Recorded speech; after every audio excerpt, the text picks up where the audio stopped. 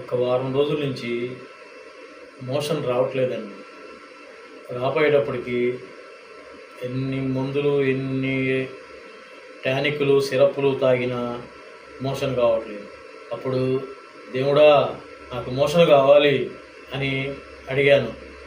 అడిగిన వెంటనే వారం రోజుల నుంచి ఎంత స్టాక్ అయితే ఆగిపోయిందో ఆ మొత్తం బయటకు వచ్చేసిందండి. అబ్బా, కడుపు రిలీఫ్ అయిపోయిందండి. దేవుడా నాకు మోషన్ కావాలి అని అడిగాను.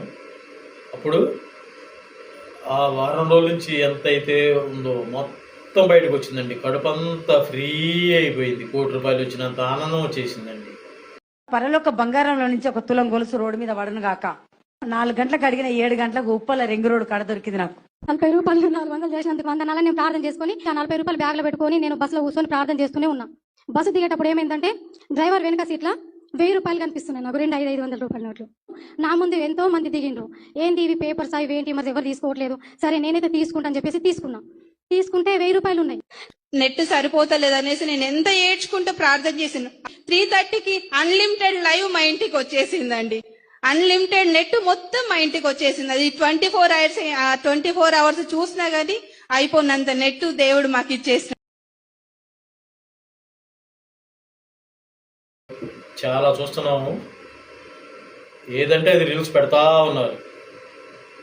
చూడండి, భగవంతుని కొన్ని కోరుకోండి, అంతేగాని దేవుడా నాకు నెట్ అయిపోయింది, నెట్ రావాలి దేవుడా, దేవుడా నాకు బంగారం రావాలి దేవుడా, దేవుడా నాకు డబ్బులు కావాలి దేవుడా అని మీ రీల్స్ కోసం పిచ్చి పిచ్చిగా పెట్టమాకండి. భగవంతుడిని మనకి ఏదైతే సహాయం కావాలో దాని గురించే మాట్లాడండి.